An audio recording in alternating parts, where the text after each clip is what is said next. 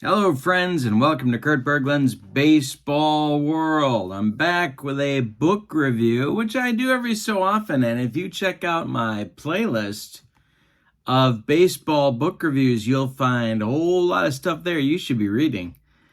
And I've got another one for you here today. It's called Baseball Under the Palms. This is volume 1 of a 2-volume set that, I reviewed volume 2 first because that's just the kind of guy I am.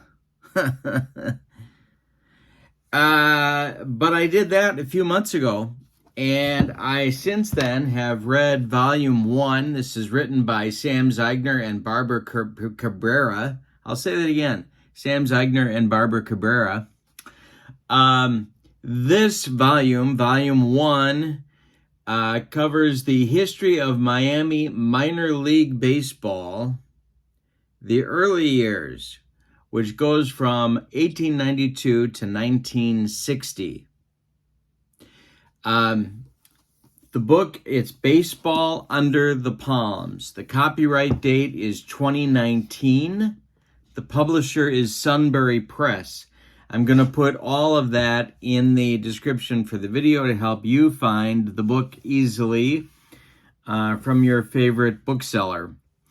Both of these books, but especially I think this one, is a book about really cultural history of the state of Florida and the Miami region, of course, in particular, as it developed politically and economically in the first half of the 20th century. It's a very interesting read, and I've read a lot. I was a history major, and I've done graduate work in history and political science, and when you get into cultural history, you can read stuff and say, oh my God, is this dry? This book is not dry. It reads like a story, and it's a fascinating story, and it really leaves me with a lot of questions that I would love to ask Sam and Barbra about the things that they write about. This book is a little more than 350 pages, so there's a fair amount of detail. There's cultural development of the Miami area and how baseball kind of grew out of that development.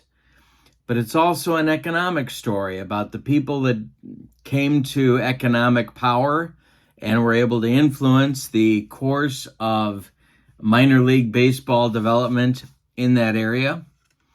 It's a story about geography, about how Miami's geography affected baseball and about how man's development of the geography in the Miami area affected the growth of the game in the Miami area.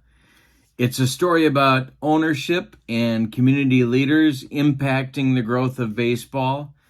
And it's a story about really the local and regional popularity of the game. And for the life of me, it just, as I read both of these volumes of this book, and I reflect on where the Marlins are, it's really a tragedy, because one of the themes that comes out in the book to me is Miami has everything that you need to be a wonderful Major League Baseball town, and yet in the present it's not. But these volumes cover the minor league growth of baseball in the Miami area, and it's a really interesting read. There are 10 chapters in the book. There are some pictures of different folks, not a lot, but there are some.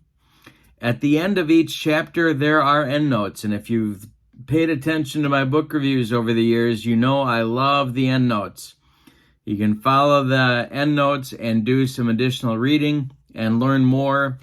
And when they don't have them in a book, it just kind of drives me nuts. It's like fingernails on a chalkboard.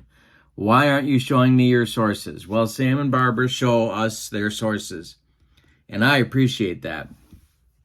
there is a very thorough and complete index. And if you've paid attention to my book reviews over the years, you know I love me a good index for the same reason. I want to find topics quickly, and an index allows me to do that, and I appreciate writers that take the time to put one together.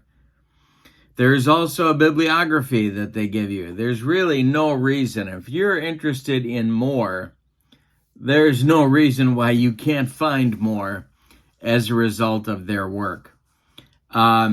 Again, there are 2 volumes here for you to check out, and they really cover such an interesting story about the growth of baseball in one particular part of the country.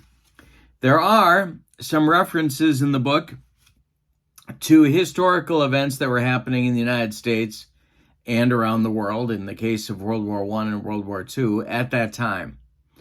But it's not a book that gets distracted and dives into those larger events.